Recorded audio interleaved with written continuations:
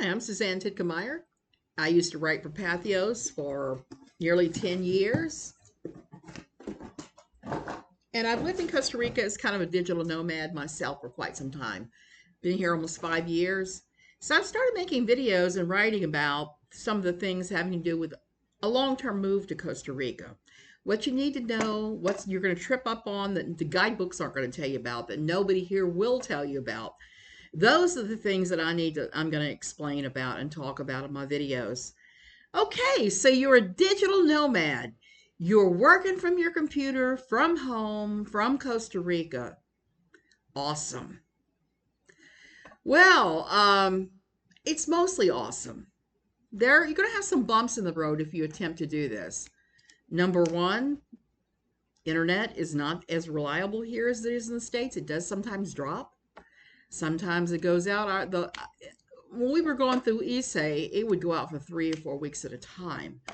And I would have to go to a digital cafe or a online working space to continue to work. Now we're with a different company, and now it's only a week, but it's still too long if you're trying to work at a digital job. But that's not the aspect of being a digital nomad that I want to talk about. The main aspect that I want to talk about today is one that I ran into again yesterday, and I've run into before, that they don't tell you about. Equipment failure, or equipment replacement. Now, I'm not talking about laptops and things. I've had to replace laptops twice since I've been here. One time because I stupidly dumped a pile of coffee into my laptop, and another time just because I was using a 9-year-old HP that was starting to fizzle and spark, so I had to do something. Okay, but here's the one that we've run into again and again and again and again, that you run into again and again and again in the States. The printer. Why is this important? Well, when I showed up here with my nice HP printer that I'd had forever, and it had the most common cartridges in the US. The cartridges weren't even expensive. They were like 30 bucks. So I showed up here, and the first hard reality that hit was I could not get cartridges. Not at all. That particular HP cartridge did not exist anywhere here. I couldn't get it at Walmart. I couldn't get it down at the computer store. They couldn't even order it for me down at the computer store. It was just not available. The guys at the computer store told me that, and they were right. They're right in this. And this is one of those little things you have to think about. 1,001 little things. When you're here, if you bring an American printer that uses American inks, you're not going to be able to use it. That thing is going to be just a non-existent piece of junk. Give it away. Give it away to Goodwill, whatever. And when you get here, buy another one. Now, it's the same brands and the same type of usage and everything as you get in the States. Yesterday, I had to buy this bad boy in order to get my insurance claims scanned and in to my insurance company.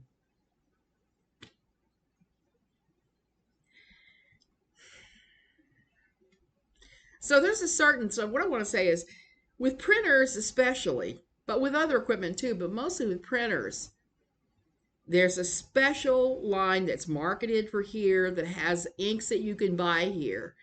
So don't even ship your printer. It's not even worth shipping here. You won't be able to get ink for it. You won't be able to get it serviced, anything.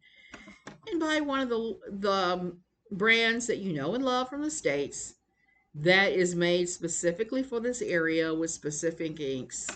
One thing I will tell you that I've run across here that's been a challenge is where we are here in Costa.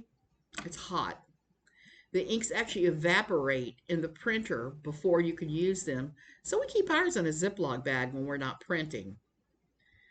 And prices are a little more for these things here, but not extremely more. But you're better off if you're a digital nomad. If you're a digital nomad, show up with the average stuff like you could use. like staple removers, like pens, that sort of thing. I mean, these things are available here too and pretty cheap. I think I got this the other day and it was very inexpensive because mine disappeared. Um, Show up with the computer you bought from the States. It will be a little less there. But there are some things that there's just no way around it. You're going to have to buy here in Costa Rica in order to have them function properly, and printer is one of those things. Now, I know most digital nomads do not use printers, but I'm a writer. I still do sometimes use printers because there's so many times when I've written a piece, and if I print it out, grab a red pen, I know this one's blue, and start editing it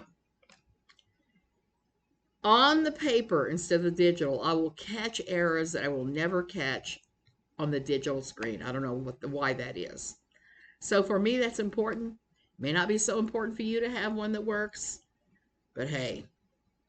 Okay, this has been Suzanne Titkemeyer. I'm going to be writing a book very shortly called How Not to Move to Costa Rica. That book has been in progress for 2.5, 3 years because of the pandemic. So many things have changed so tremendously, including this new digital nomad visa that you can get and come here as. I did not do that. We are in the process of becoming just regular legal residents through retirement. But for a lot of younger people, the digital nomad visa is going to be the way to go. The only problem with it is it only gives you 2 years here, and then you have to either leave or you have to file for permanent residency. So you might want to think about that. And I won't be able to finish my book or even think about publishing until we hit the point where everything is stable again instead of changing the rules. I heard the other day they're going to remove the mask requirement here, and it'll be strictly up to you whether or not you wear a mask. Now, I know some people are very happy about that. I am not one of them. I don't want to catch COVID. COVID rates here are a lot lower than they are in the States. They're still, right now, they're not good, but they're lower. So there's that. The healthcare here is excellent for the most part. I'm just going to say for the most part because I just had a pretty horrific hospital stay for the better part of a week. But every other time I've been to the hospital here, it's been a good experience. And it mostly is a good experience here. It's certainly worlds cheaper than anything you'll experience in the States. I was in the hospital for the better part of a week, getting pretty intensive therapy, the whole 9 yards. And my bill was around $7,000. Now, I had a girlfriend that got transported. She didn't even get transported in an ambulance, that went to the hospital for the same thing I had. And they kept her overnight, rehydrated her, and her bill was higher than my bill for the entire week. So there's that. There's that to think about. It's a lot cheaper here. Everything's a lot cheaper, except for gas and electricity. In the right area, you can make out like a bandit. Like I said, in the Central Valley, you can rent a house for as low as $150 a month. And that's just insane to me. Here in the Gold Coast, rents are a little more expensive. You're paying for access to the beach. We're 1.5 miles from Grande. So, well, we got a bargain on our place. We bought.